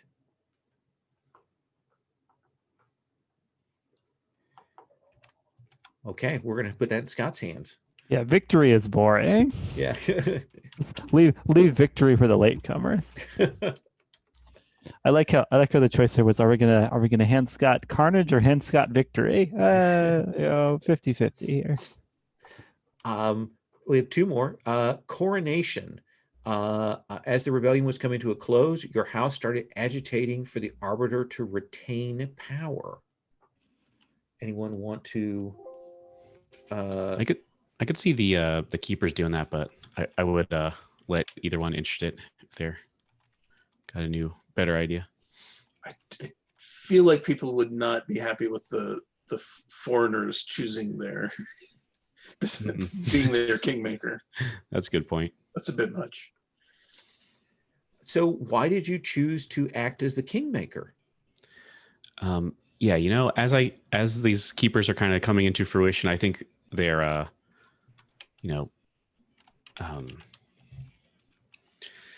really kind of I don't know what adjective I'm trying to say, but they see power and they're like, we need to lock into that. They change whoever they think should be in power pretty often. Like I was thinking before, they left the Empire very late in the game, and because this new power is the new, people in town, they're like, oh, who would be the best? This war hero. Wouldn't they be great? The best person to rule us? And they're kind of the firebrand we said before. So yeah, the hero of the whole war. Of course they should lead us. Absolutely. Kind of get in their good graces. And now your loss that almost threw things over has become a great group of martyrs. Of course, yeah. And I think that when you did that, that essentially the Crafters Guild, who had kind of maybe done the hard work to like rebuild some places and supply things, that house, that NPC house, has saw you step forward faster and gain more influence, and they now bear a grudge against you. That makes sense. And then the last one is compliance. As the land settled into peacetime, a threat within your holdings led you to seek the Arbiter's help.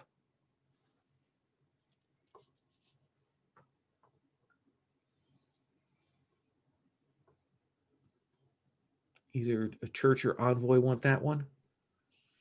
See it. we've got this angry populist that's always looking for the next target. And who did you need help fighting off? Was it invaders, rebels, monsters, something else?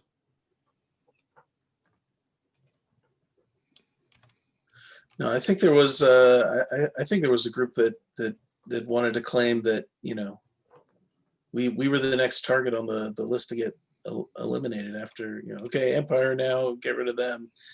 And yeah, I needed the Arbiter to say, no, they were on our side and they have a place here. And I think that the Arbiter used you as kind of a lightning rod to draw out some dissidents, people who might not be in favor of the new status quo, and brought those to bear to eliminate some of your enemies, but maybe enemies to the new order that the Arbiter saw coming in the land. Does that seem fair? Sure. Yeah, put everyone on the list who the Arbiter doesn't like. Just happens to be part of this this misbehavior. Absolutely. Yeah. And so now we're going to move to the next section, which is the new land, where we're going to talk about how the land has been built up since then. So we've got one final round of additions to the map with the landmarks there. And then you're going to make some picks for your playbooks. So Alexei, what landmark do you want from the new land? Yeah, I think I put this in there.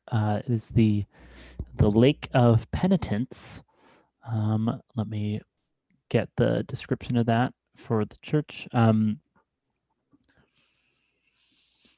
The Lake of Penitence, where the masses were absolved of wrongs done under the Empire. So I think this was, people had this big spiritual need to turn over a new leaf in the wake of the fall of the Empire. You know, the Empire had turned people against each other, had set people up as overseers and other people as as victims, and there was this need for reconciliation, a need for wrongs to be dealt with, or perhaps just canceled out. And so at the Lake of Penitence, people, adherents gathered and had their crimes in written on parchment or scrolls or something, and then set those aflame and drop them into the lake. And this has become a sort of the lake even I think changed color from all of this happening. So the sort of slightly grayish hue of the lake is a way of us all knowing that our sins under the Empire have been absorbed there and no longer need to be weighing on our souls. Nice. And then I'm going to go to the others. In the meantime, you're going to pick your doctrine for your house, and that can change between ages, so it's not set in stone. Your lifestyle, you'll pick your surpluses and needs and gain any extra surpluses from the Imperial favor. Yeah. And then you'll pick some of the assets and the moves for your house. Okay, cool. Okay. And when it says pick 3 from the assets, that's from either of my lists, basically. So what you've got there, I've got 2 little themed lists, and it says pick 3 assets. So I take it I'm kind of I could pick 2 from one from the other, or 3 from one, or absolutely, however I want yeah. To that and up. basically, okay. This is whenever we go to your character, these are things that they always have on hand, without us having to especially gear up or do extra things. All right, cool. Okay. Brian, what landmark do you want to add to this map? What pick do you want? I am going to add. Wait.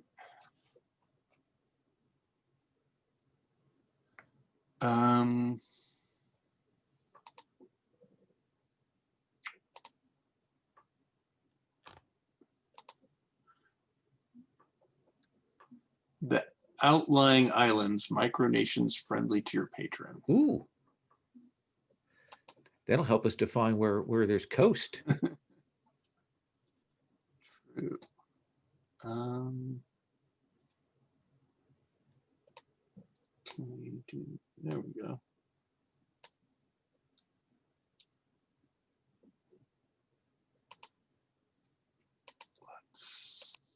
Yeah. Let me read that description again just to make sure.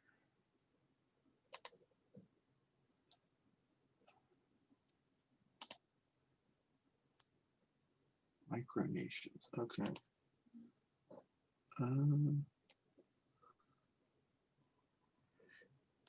Well, let's see. Let's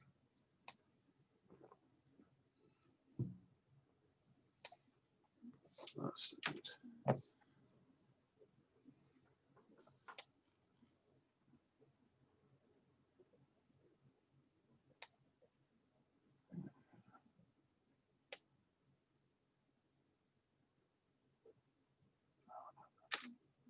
Ah, what happened?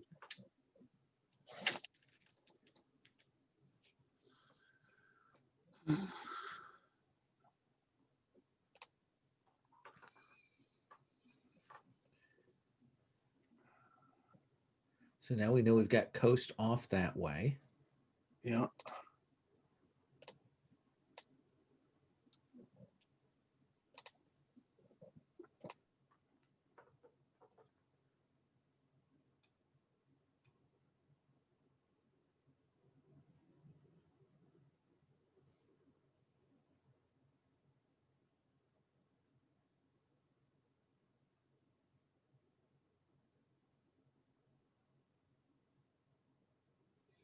Do you know what you want to call them?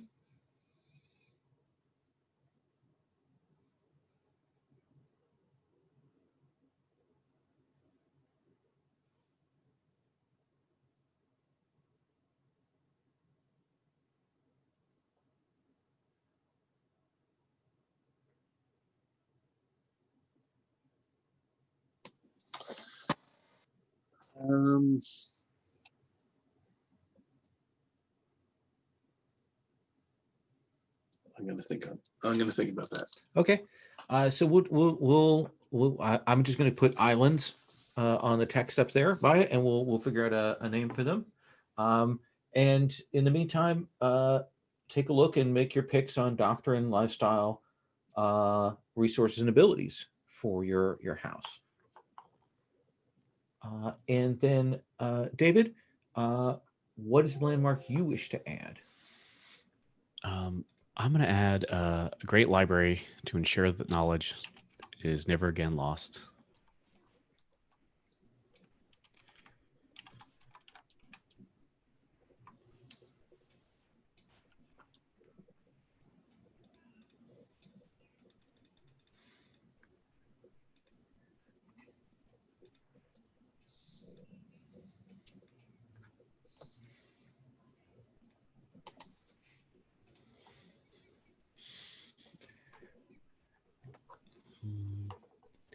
Yeah. Do you know what you want to call the library? I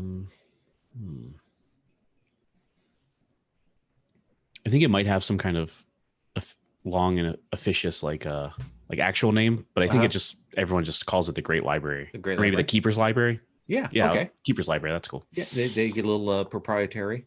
Yeah. On it. Of course. Okay.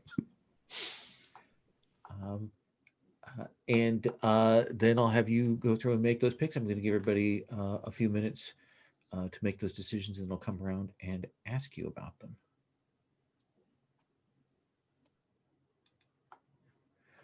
And if you have any questions about what moves do or what things mean, feel free to give me a shout. For example, the assets have some tags that have meaning to them.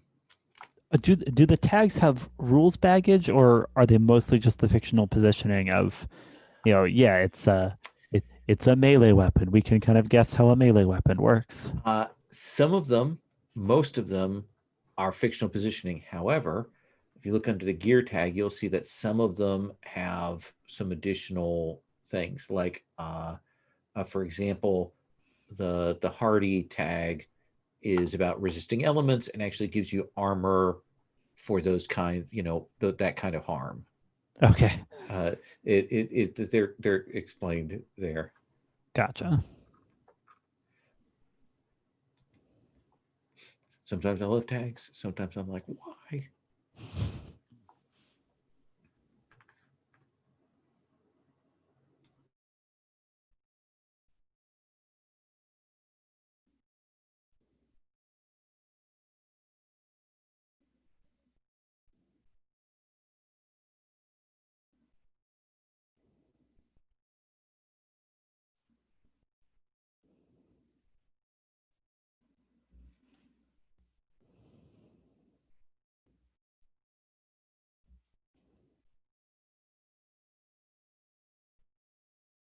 And if you want to know what the surpluses and needs actually are, like what does that mean in the course of the game, the resources and battle tag has an explanation of what those are.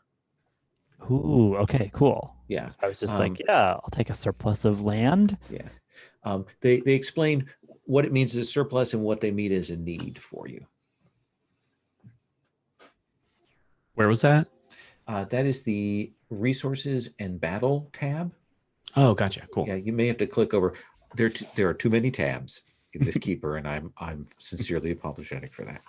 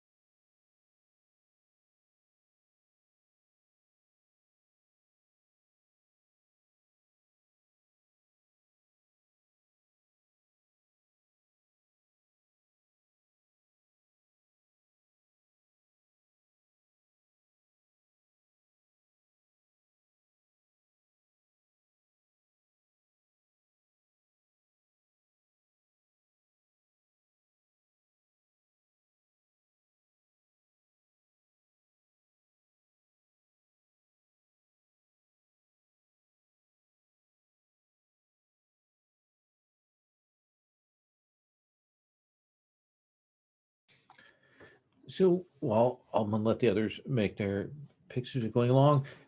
So let's walk through what are the choices that you have made, Alexi. Let's start with you, the doctrine. Yeah, let me go through this. The doctrine for the Church of Uncreated Fire is radicals. You fight to ensure that the search for justice doesn't end with the Empire's defeat.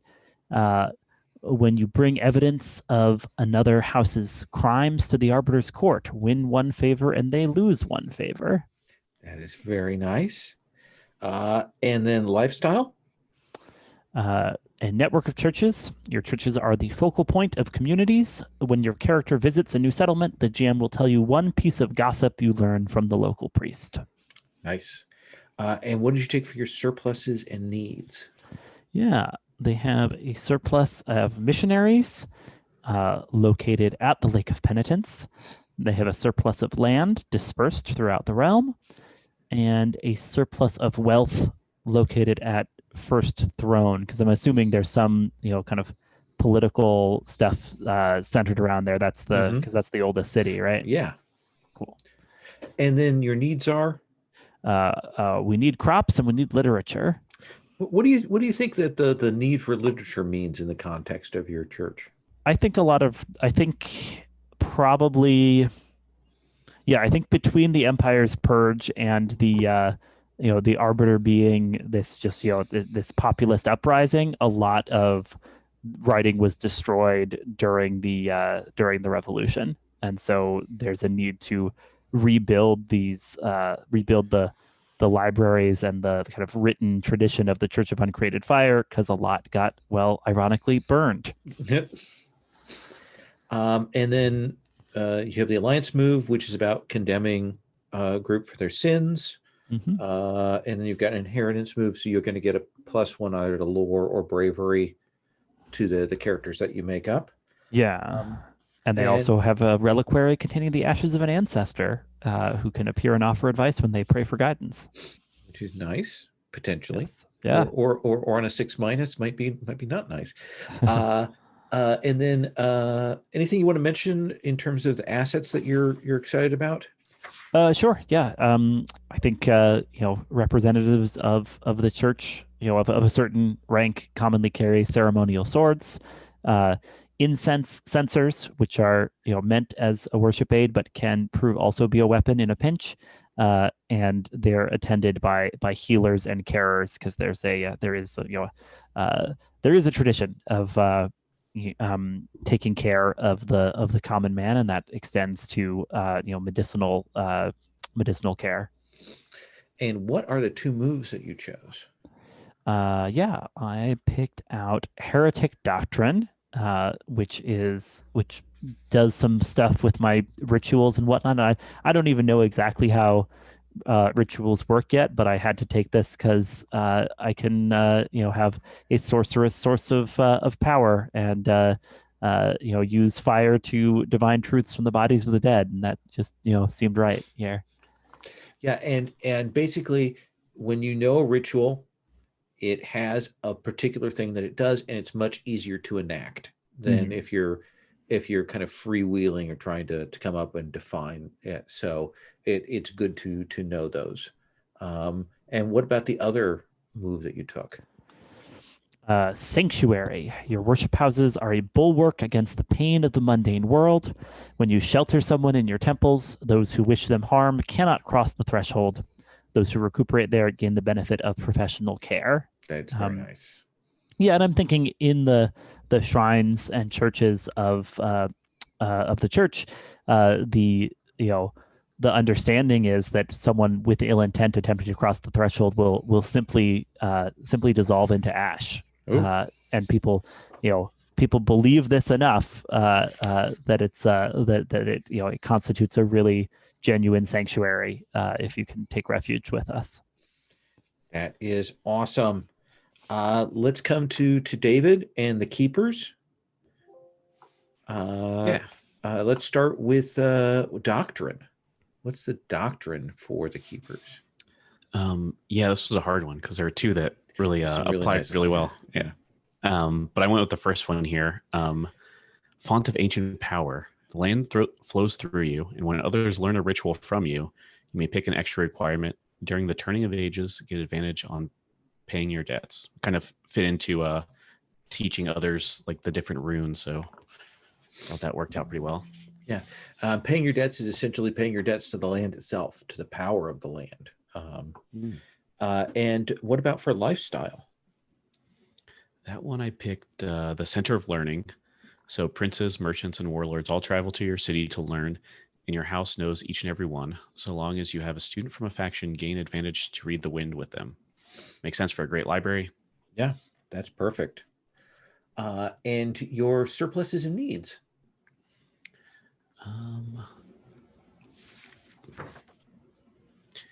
Yeah, so if I'm reading this correctly, I got an extra one from that Empire thing. Yeah. So I picked 3, which were ancient writings. Where did I put these? Okay, here we go. Ancient writings, crops, and vellum. Okay. But and needs? yeah, 2 needs. I think land and lumber, which I think land, I think really they're only holding is the library, I'm thinking. And then they would like to expand, but you need to building supplies for that. So they're low on both. Forests claimed by nobles and others nearby that you maybe will be interesting to take those resources for your own. For your alliance move, whenever you teach others a new way of gaining strength, you get influence on their house. You also have the inheritance move that allows you to add +1 lore or bravery to your characters. Choose one. You always know how to read or write, and you can sense when spirits are nearby, and you can mark a flesh wound to communicate with them. So there's some nice things there. Anything you want to mention about the assets?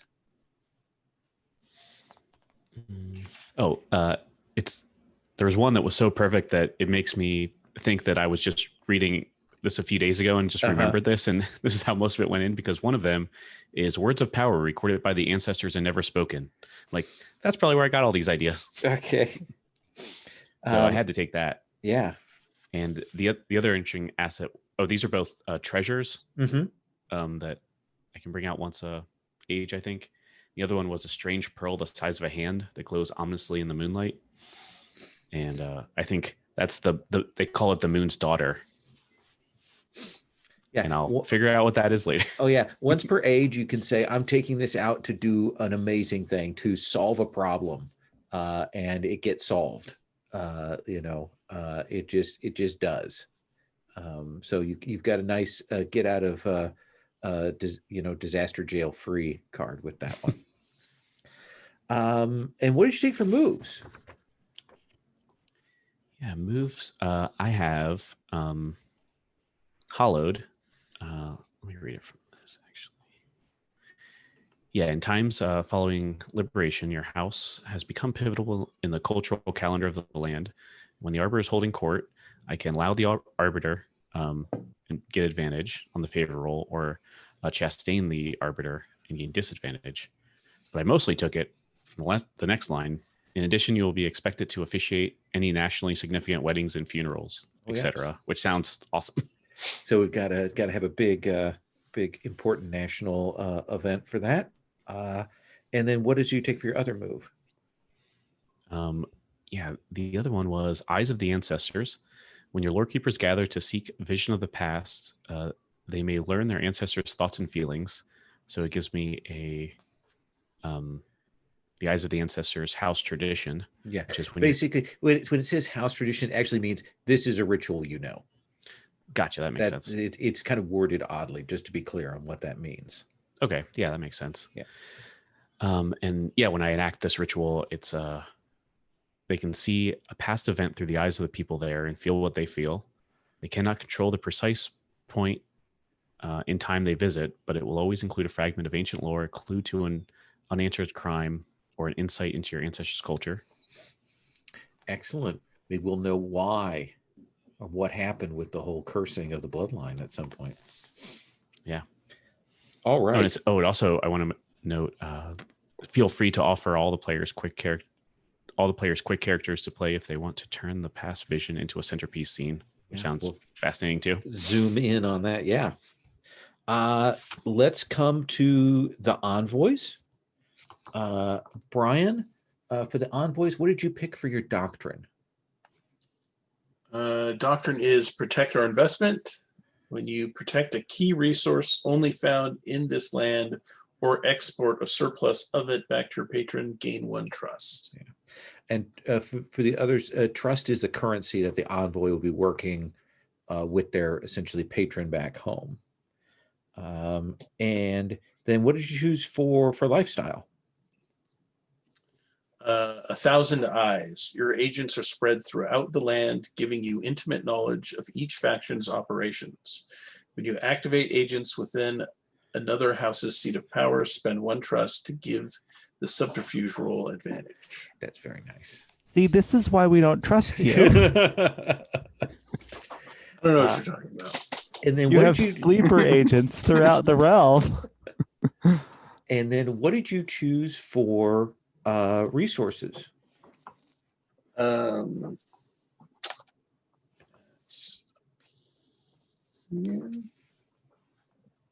the surpluses, surpluses and needs. Yeah. Surpluses are weaponry and raw materials. Needs are recruits, coin, and luxury. And I got to figure out the location of those surpluses. And then I also need to figure out what is it? So one of the things we'll do next time is you mark some resource spots on the map. So next time when we go to play, well, maybe you can define those. And if you want to tie them into, oh, here's where I might be able to get recruits, or this is a place of artisans, you know, you can play with that. Yeah, the needs, it says I'm supposed to say what the hunger or wound my patron has that caused it. Ooh, interesting. I'll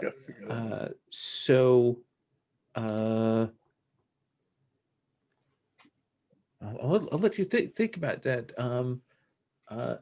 What is the thing that you think their patron most wants that has become a need? Is it for you to send mercenaries, recruits to them? Is it that they want money, or is it that they want luxury goods from here? Which of those do you think is the most like pushed by your patron?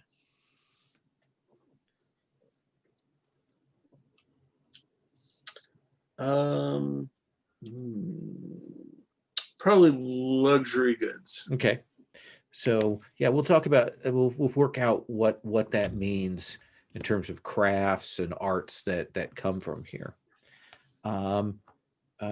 When another house accepts your offer of aid, you get influence on them. Your characters get a +1 to their lore or might, and you can appear as either an average local or representative of greater power, and some diplomatic immunity. So there's some nice benefits for your characters. Anything you want to say about the assets that you picked? I got a boat. Okay.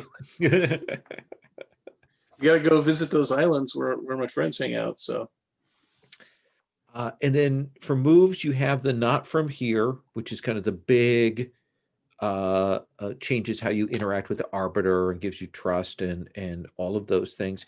What did you pick for your other move? Carry a big stick. Which does? Which, when you negotiate with another house, you may spend 1 trust to bring in leverage from your patron. If you do, they pick 1. Either they commit their house to the action you describe and trigger flush with resources as my patron rewards them, or they refuse and must fall into crisis. Ooh, that is a stick in this game, because that means rolling to hold your family together. If they, it's the carrot, it's the carrot and the stick. Yeah. I'm just here trying to hand out carrots to everybody. Absolutely. For the arbiter, I had to make some choices as GM. I chose style is austere uniforms and utilitarian gear. For big ceremonies, chaotic, enthusiastic melee before a crowd. And then the law that they've imposed is that any requests for food or shelter from their soldiers must be heeded. And the move I chose was the cavalry arrives. So this is a great move for all of you. This is only to your good. Essentially, whenever you miss a claim by force move within your borders, the arbiter can react, come in, and essentially give you a 10+ result. And then there's some things about how I tell you why the arbiter's there and what they want out of it. But it's generally for the good. So everybody's happy when that's all done. We are hitting near the end time. So here's what I would want to do. I'd like to go and see what people are thinking about for their character playbook. It is possible to double up, but let's at least have a little bit of that conversation. If you want to, between now and next time, you can start filling out your character stuff. We'll do a little bit of that character creation at the start. We'll fold Scott in, get those choices made, and we'll get to playing next time. We'll also choose who the arbiter's agent is, which is something we'll talk about. Alexi, what playbook or playbooks have you been thinking about that you'd like to start with? I have my eye on the Bogatyr.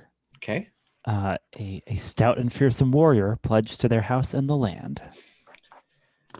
And that is a good one. And the other sort of big choice that you're going to want to make with that when you're thinking about this is what role they have at the start: leader, champion, rogue, or outsider, because that kind of shapes it.